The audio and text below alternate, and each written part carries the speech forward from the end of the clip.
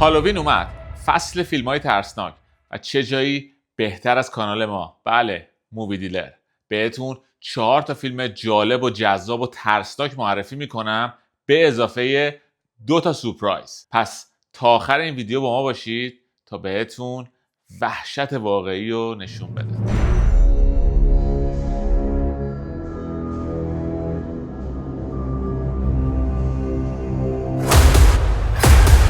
خوش اومدید مووی دیلر.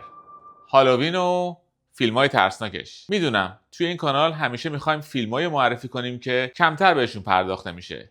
اون گوشه کناراست. من بهتون معرفیشون میکنم. این بار دست پر اومدم با 4 تا فیلم ترسناک که قطعاً یکی 2 تا یا چند تاشون ندیدید. به علاوه 2 تا فیلم اسلشر. بله، مگه میشه هالووین باشه و اسلشر نبینی؟ پس برو بریم برای فیلم اولمون.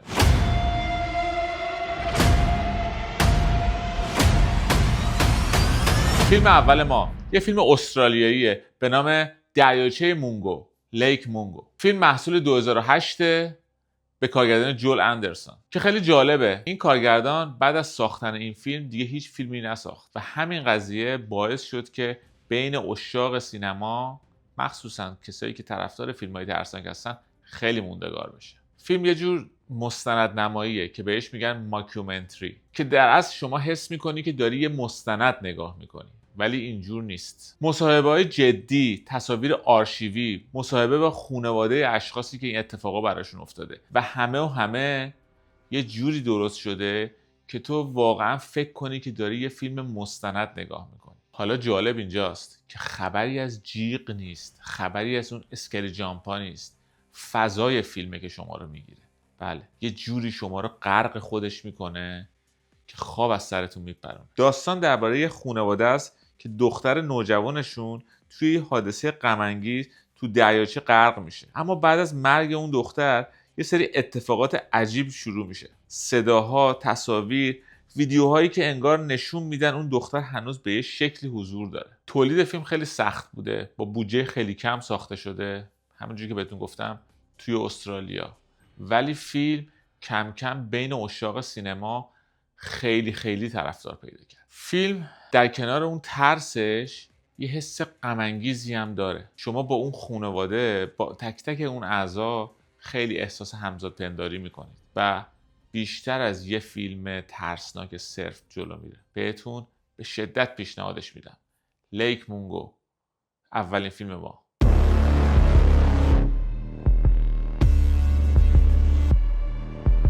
فیلم دوم ما، سلیپ تایت، آروم بخواب، محصول 2011. فیلم محصول اسپانیاست به کارگردانی ژارون بالاگوه، کسی که قبلا فیلم رکو ساخته بود. اون فیلم خیلی جالب و جذاب بود، مطمئنم دیدینشون. اون فیلم خودش چند تا نسخه داره، ولی فیلم شماره 1 رک خیلی خوبه. البته اون تصاویری که دوربین روی دست هستش شاید برای بعضیا خیلی خوشایند نباشه، سرشون درد بگیره، ولی فیلم عالی درست شد. صحنه‌های اسکری جامپش عالی از آب در اومد و اون کارگردان حالا اومده یه کار دیگه انجام داده و این بار ترس دیگه روح و جن و این چیزا نیست.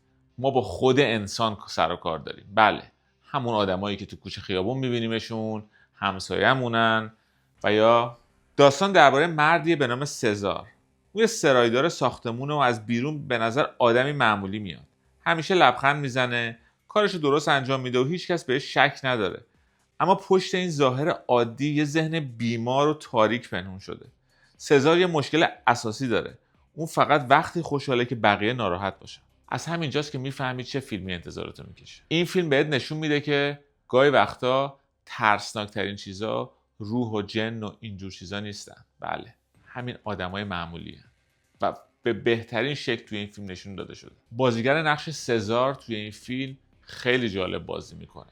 هم ازش تنفر داری و بعضی وقتا هم دلت براش میسوزه و این حس دوگانه رو توی فیلم به بهترین شکل در آورده. فیلم‌های عادی میخوان تو رو فقط بترسونن، ولی اینجا این ترس میره زیر پوستت و بهش فکر میکنی. بله، بهش فکر میکنی. حتما این فیلم رو ببین. دومین فیلم ما، آروم بخواب، سلیپ تایت، محصول 2011.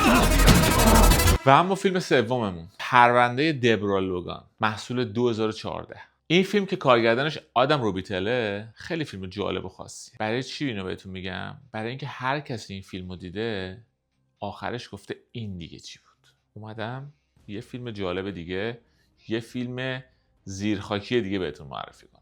داستان فیلم خیلی ساده شروع میشه. یه گروه مستندساز میخوان فیلمی درباره زندگی یه زن مسن به اسم دبرا لوگان بسازن. دبرا مبتلا به آلزایمره و دخترش قبول کرده اجازه بده ازش فیلم بگیرن تا بخشی از پروژه تحقیقاتیشون بشه.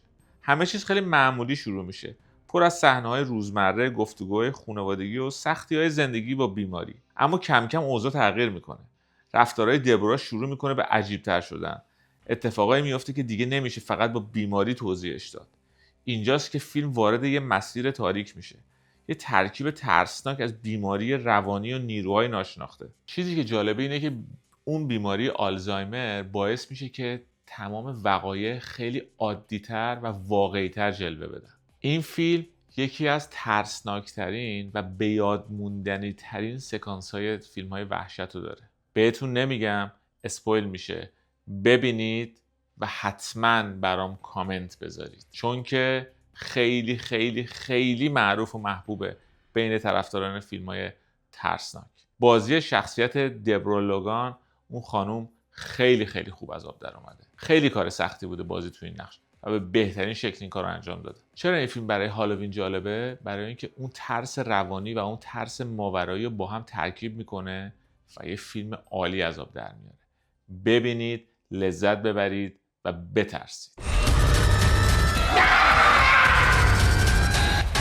فیلم چهارم ما، سینت مات، محصول 2019 به کارگردانی روز گلس. داستان درباره پرستاری به اسم مات، یه دختر تنها و مذهبی که میره تا از یه زن مریض و در حال مرگ مراقبت کنه. مات به شدت مذهبیه، اونقدر که همه چیزو از دریچه ایمان افراطی و ترسناک خودش میبینه. کم کم رابطه بین این پرستار و مریض تبدیل میشه به یه بازی خطرناک از ایمان، وسواس و دیوونگی. نکته جالب اینه که این فیلمو میشه از دو زاویه دید، به عنوان یه قصه ماورایی یا یه تجربه روانشناختی از افسردگی و بیماری ذهنی. فیلم از لحاظ فضاسازی بی‌نظیر عمل میکنه. بیشتر صحنه‌ها تو خونه سرد این بازیگر میگذره و عالی بازی میکنه. این صحنه‌هایی که داره به خودش شکنجه میده و کارهایی که انجام میده واقعا دیدنش سخته. این فیلم هم مثل فیلم قبلی چند دقیقه آخرش واقعا کار سختی دیدنش. اگر نمیتونید نگاه نکنید، چون که واقعا جرأت میخواد. فیلم سنگینیه، هنریه، یکم نگاه شاعرانه داره، ولی وقتی فیلمو ببینی، وقتی کار تموم بشه، پاداشتو میگیری. بهتون قول میدم. پس این 4 تا فیلم فکر میکنم برای هر سلیقه‌ای یه فیلم اینجا بود. هالووینتون رو با این 4 تا سر کنید، به اضافه اون 2 تا فیلم اسلشر که میخوام الان بهتون معرفی کنم. پس چه شود؟ 4 تا فیلم ترسناک، 2 تا کار اسلشر. This is life and death on another level. اولین فیلم ترسناک ما، Midnight Meat Train، قطار شبانه گوشت، محصول 2008 به کارگردانی ریوهی کیتامورا. یه فیلم فوق‌العاده دیوانه‌وار، اسلشر کار درست. فیلمی که من خودم رو به شدت سورپرایز کرد. اصلا انتظار نداشتم با چنین فیلمی روبرو بشم. یکی از اولین نقش آفرینی‌های برادلی کوپر هم توی این فیلم هستش. اون موقعی که فیلم‌های هنگاور رو بازی نکرده بود و اونقدر معروف نشده بود. و شخصیت وینی جونز، بازیکن فوتبال سابق تیم لیدز یونایتد، توی این فیلم بازی میکنه. بازیگری که توی چند تا از فیلم‌های گای ریچی هم دیده بودیدش. داستان فیلم درباره عکاس به اسم لئون با بازی برادلی کوپر. لئون دنبال سوژه های ناب برای عکاسی توی شهره و وسواسی پیدا میکنه که زیبایی واقعی رو فقط باید تو تاریک ترین نقاط شهر پیدا کنه. این وسواس کم کم پای اون رو به مترو شبونه میکشونه، جایی که متوجه میشه یه قصاب مرموز هر شب مسافرها رو به شکلی وحشیانه میکشه. اوایل فیلم یه درام هنریه. شما فکر میکنید که با یه فیلم کاملا هنری مواجهید، ولی وقتی که پاتون به مترو میرسه، خونه که میپاشه و صحنه‌های اسلشر، صحنه‌های کشت و کشتار به بهترین، نمیشه گفت بهترین، به وقیحانه ترین شکل نشون داده میشه. یکی از اون فیلماییه که به شکل عجیبی مهجور مونده. نمیدونم اسمش تو خیلی از لیستا نیست، کسی راجبش خیلی صحبت نمیکنه. فیلم قدیمی هم نیستش. همونجوری که گفتم تمام صحنه‌هاش خیلی خوب از آب در اومده. یعنی اسپشیال افکت خوبی داشته، کارگردانی خوبه، زاویه دوربین خوبه، بازی بازیگرا خوبه. همه فاکتورهای یه فیلم اسلشر خونی رو داره. ولی چرا اسمش کمتر شنیده میشه؟ من نمیدونم. ولی من اینجام که به شما معرفیش کنم. پس برید و ببینید و اگه دوست داشتید لذت ببرید از فیلم قطار نیمه شب گوشت، محصول 2008.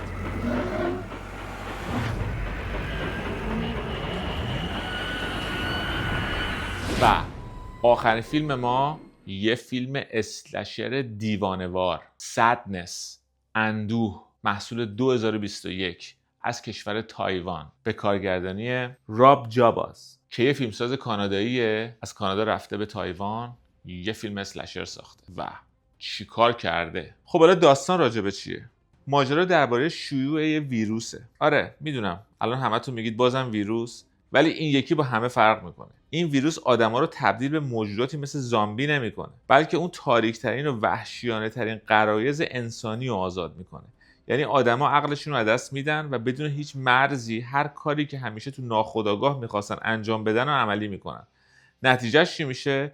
خشونت، قتل، تجاوز، خون و خلاصه یه جهنم واقعی درست میشه. این فیلمو به عنوان آخرین فیلم این ویدیو گذاشتم برای اینکه واقعا ازتون درخواست میکنم اگر نمیتونید، اگر نمیخواید اینجور فیلم ها رو ببینید، نگاه نکنیدش. این فیلم برای هر کسی ساخته نشده. بعضی از فیلم ها هستن به خاطر خشونت زیادشون تگ به اضافه 16 یا به اضافه 18 میخورن، ولی این فیلم اصلا از این کارا نمیکنه. مهم نیست چند سالتونه، مهم نیست چقدر فیلم خشن دیدید، این فیلم با همه اونا فرق میکنه.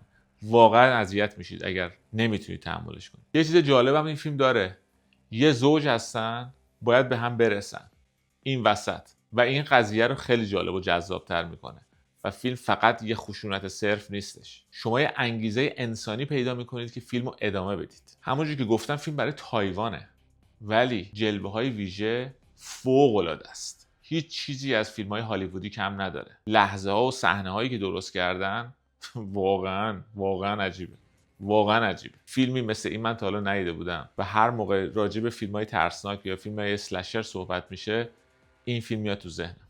پس سدنس، اندوه به عنوان آخرین فیلم و اسپشیال این برنامه بهتون معرفی میکنم.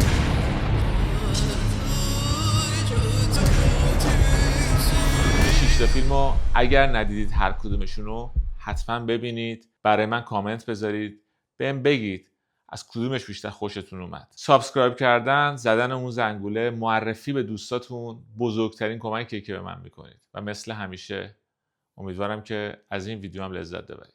تا بعدی.